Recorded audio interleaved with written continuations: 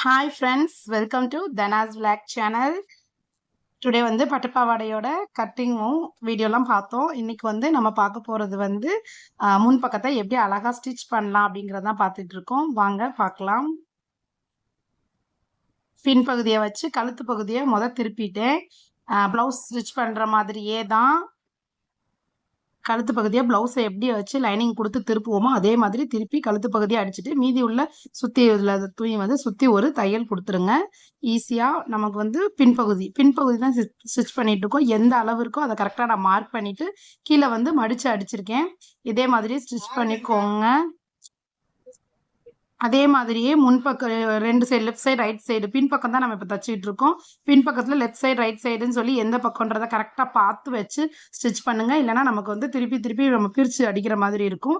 அதனால மறக்காமல் எந்த பக்கம்ன்றதை கரெக்டாக ஃபாலோ பண்ணிட்டு நம்ம ஸ்டிச் பண்ணுங்க.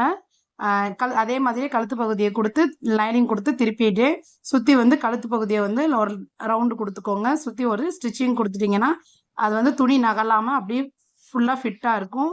குழந்தைங்கன்றதுனால அழகாக இருக்கும் பார்க்குறதுக்கு. வேர்வை உரியும் கொஞ்சம் இதாக இருக்கும். அதனால லைனிங் கொடுத்து என்றைக்குமே ஸ்டிச் பண்ணுங்கள். அதுதான் கரெக்டாக இருக்கும். சுற்றி உள்ள எக்ஸ்ட்ரா துணியெல்லாம் கட் பண்ணிடுங்க. ஓகேங்களா? நெக்ஸ்ட்டு ப்ளவுஸ் பகுதியில் முன் பக்கம் நம்ம எப்படி கொடுப்போம், பட்டி பகுதியை நான் எப்படி கொடுத்து திருப்புவேன்றதை என்னோட வீடியோஸ் ரெகுலராக பார்த்துட்டு இருந்தீங்கன்னா உங்களுக்கே தெரிஞ்சிருக்கும். அதே மாதிரியே பட்டி பகுதி கொடுத்து 2 பக்கமும் திருப்பிடுவோம். திருப்பிட்டு வி பட்டி வச்சாலும் சரி, பட்டன் வச்சாலும் சரி, எது வச்சாலும் ஓகே. நான் வந்து ஊசியில் நாட் போடுவோம் இல்லையா, காஜா மாதிரி சுற்றி, அந்த மாதிரி போட்டு தான் ஊக்கு வச்சு கொடுத்தேன். சுற்றி எக்ஸ்ட்ரா உள்ள பீட்டிங்ஸ்லாம் கட் பண்ணி எடுத்துக்கோங்க.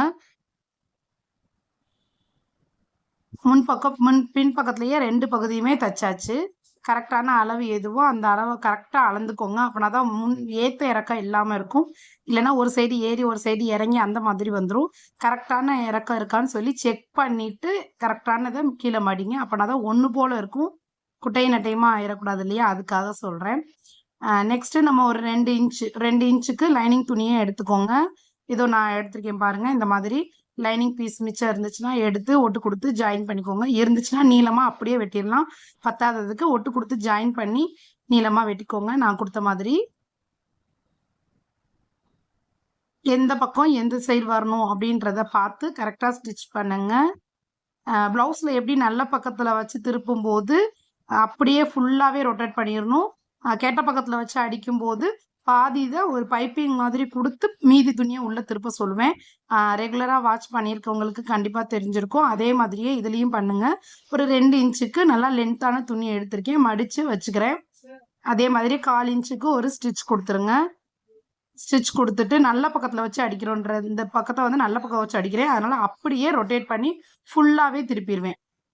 கெட்ட பக்கத்தில் வச்சு அடிக்கிறதுக்கு மட்டும் 1/4 இன்ச்சு பைப்பிங் மாதிரி அந்த சைடு ஒரு 1/4 இன்ச்சை வச்சுட்டு மீதி துணியை பைப்பிங் மாதிரி மீதி துணியை திருப்புங்க, உள்ளே மடித்து கொடுங்க. நம்ம கழுத்து அடிச்சிட்டதுனால அந்த கரெக்டாக கழுத்து பகுதியில் பிசுறு வராத அளவுக்கு நீட்டாக ஃபிட் பண்ணுங்கள். கரெக்டாக ஒரு பக்கம் கட் பண்ணியாச்சு. இது வந்து கெட்ட பகுதியில் வச்சு தைக்கிறோம். இதுக்கு வந்து 1/4 இன்ச்சு வெளியே இருக்கிற மாதிரி பைப்பிங் கொடுத்து மடிக்கணும். பாருங்கள், இந்த மாதிரி பைப்பிங் கொடுத்து மடிச்சுக்கோங்க. மடிச்சுட்டு மீதி துணியை உள்ளே மடிப்பு கொடுத்து எந்த அளவுக்கு பட்டி வேணுமோ அதே அகலத்துக்கு ஒரு லைன் கொடுத்து ஸ்டிச் பண்ணிடுங்க. பார்டர் 2 பக்கமும் தையல் கொடுங்க. அப்படின்னா தான் நீட்டாக இருக்கும் பார்க்க. பின்பக்கம் இப்போ அழகாக நம்ம ஃபுல்லாகவே ஃபிட் பண்ணியாச்சு. ஊக்குப்பட்டி வேணுன்றவங்களுக்கு ஊக்கு வச்சுக்கோங்க. கரெக்டாக ஃபிட் பண்ணியாச்சு பின்பக்கத்தை. நெக்ஸ்ட் நம்ம அடிக்க போகிறது வந்து முன் பக்கம்.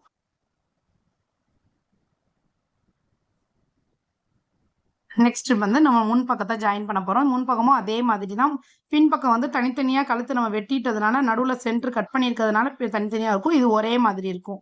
நம்ம சுடிதார் பீஸ் திருப்புற மாதிரியே தான்.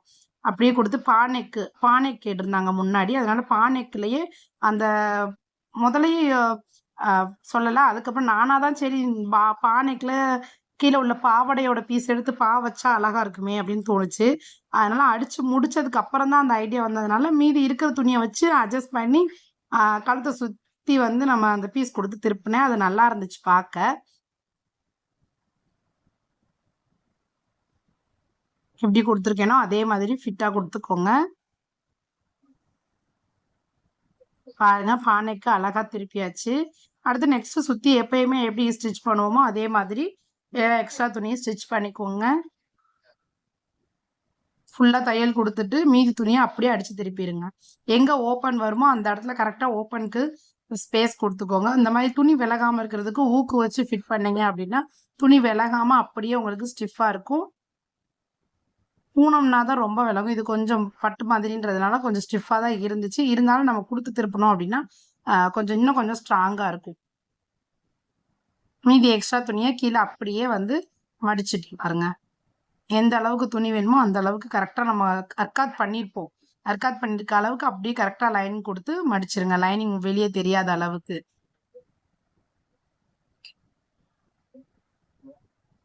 கீழ பார்டர் வர மாதிரி ஃபிட் பண்ணியாச்சு. எக்ஸ்ட்ரா கிளாத்லாம் கட் பண்ணி எடுத்துருங்க. ப்ளவுஸ்ல நம்ம எப்படி லைனிங் ப்ளவுஸ் நம்ம ஸ்டிச் பண்ணுவோமோ, அதே மாதிரி தான். ஈஸியான மெத்தடு. ரொம்ப ஈஸியா இருக்கும். ட்ரை பண்ணி பாருங்க. அந்த கை மட்டும் தான் பஃப் ஸ்லீவ் கேட்டதுனால வைக்க கொஞ்சம் எனக்கு லேட் ஆச்சு. மத்தபடி ப்ளவுஸ்லாம் வந்து நம்ம எப்பயும் நார்மலா ப்ளவுஸ் பகுதி திருப்புற மாதிரி தான் டக்கு டக்குன்னு திருப்பிட்டேன். ஈஸியா இருந்துச்சு. முன்பக்கம் வந்து டாட் பிடிச்சோம் அப்படின்னா, கொஞ்சம் அழகா இருக்கும் பாக்க. ப்ளவுஸ் ஃபுல்லா பட்டு பாவாடை முழுசா முடிஞ்சதுக்கப்புறம் நான் கடைசியில டாட் வச்சு தான் திருப்புனேன். இதுதான் அந்த பாவாடையோட துணி. இந்த பாவாடையோட துணிய எடுத்து ஒரு 2 இன்ச்சுக்கு எடுத்து பைப்பிங் மாதிரி பார்டர் மாரி குடுத்தேன். நல்லா இருந்துச்சு பாக்க.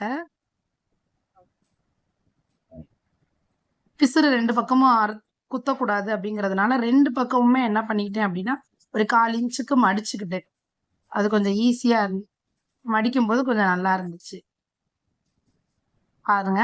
நல்லா அதே மாதிரி பாக்கு வச்சு, திருப்புறப்ப என்ன பண்ணணும்னா, அந்த இடத்துல கொஞ்சம் சுருக்கு வச்சு திருப்புனீங்கன்னா, அந்த பா வந்து நல்லா நீட்டா கரெக்ட்டா வரும்.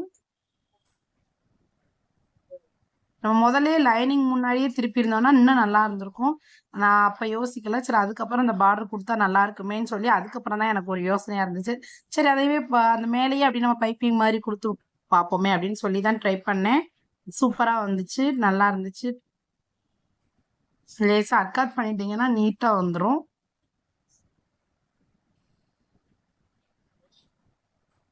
அமுக்கடி அடிச்சுக்கோங்க. எப்பயுமே கழுத்து பகுதினாலும் சரி, எது அடிச்சாலும் அமுக்கடி அடிச்சு திருப்பும்போது தான் ஃபிட்டிங் வந்து கரெக்ட்டா இருக்கும்.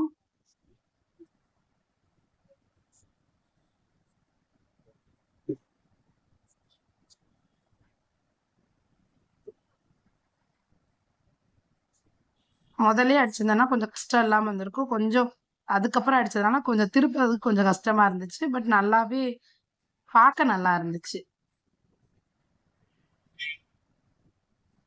நெக்ஸ்ட் 2 ஷோல்டரையும் நம்ம ஜாயின் பண்ணிருவோம்.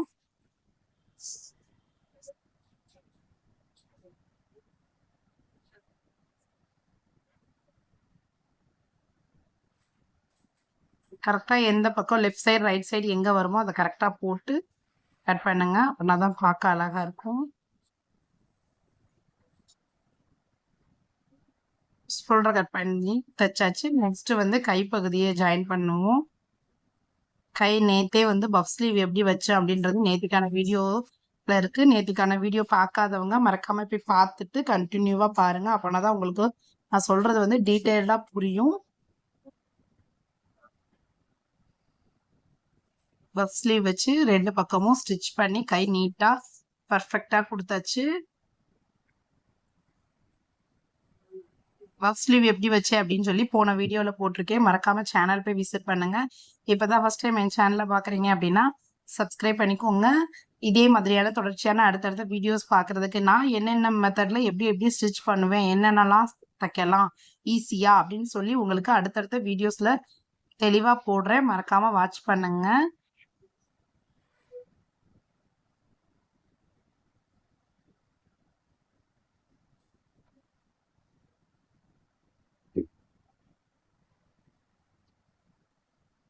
ரெண்டு பக்கமுமே கை ஸ்டிச் பண்ணி முடிச்சாச்சு. கை ஸ்டிச் பண்ணிட்டோம் அப்படின்னாலே சைடு ஜாயின் குடுத்துட்டோம் அப்படின்னா, சட்டை வந்து பட்டு பாவாடை சட்டை வந்து சரியா ரெடி ஆயிடுச்சு.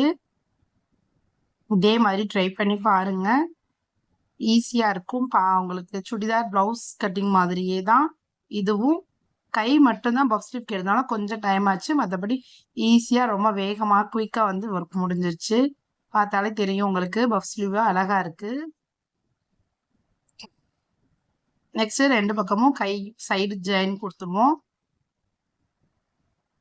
அந்த அளவு சட்டையில் எந்த அளவுக்கு கை அளவாக இருக்கோ அந்த அகலத்துக்கு குறிச்சிட்டு அதுலேருந்து நெட்டுக்க ஒரு ஸ்டிச்சிங் கொடுத்துருங்க. சின்ன பொண்ணு அப்படின்றதுனால ஷேப்லாம் இருக்காது, நேராக நம்ம ஸ்டிச்சிங் கொடுத்துடலாம். கீழே வந்து சுடிதாரில் நம்ம மடித்து அடிக்கிறோம்ல, ஓப்பன் வரும்ல, அந்த மாதிரி சின்ன ஓப்பன் இருக்கிறதுனால அதை மட்டும் கரெக்டாக அந்த இடத்துல நிப்பாட்டி தையல் எடுத்துருவேன்.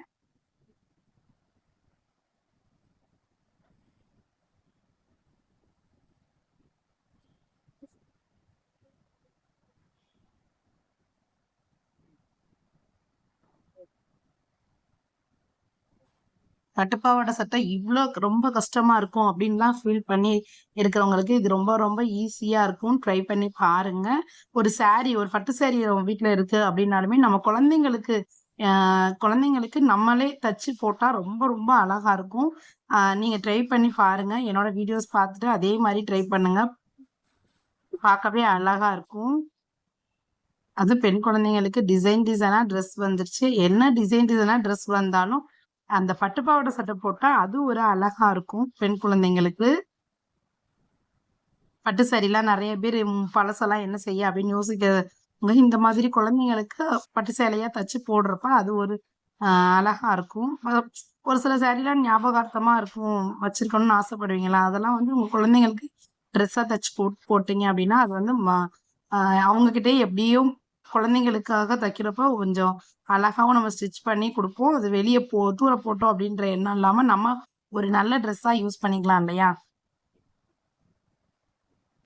கரெக்டா ஓப்பன் அடிச்சாச்சு. அதுக்கப்புறம் சைட்லயும் பிசுறு தட்டாம இருக்கிறதுக்காக அந்த சைடும் நான் மடிச்சு ஸ்டிச் பண்ணிடுறேன். சின்ன குழந்தை பிசுறு குத்திக்கிட்டே இருக்கும், எனக்கு கலட்டுங்க அப்படின்னு சொல்ற அளவுக்கு இருக்கக்கூடாது.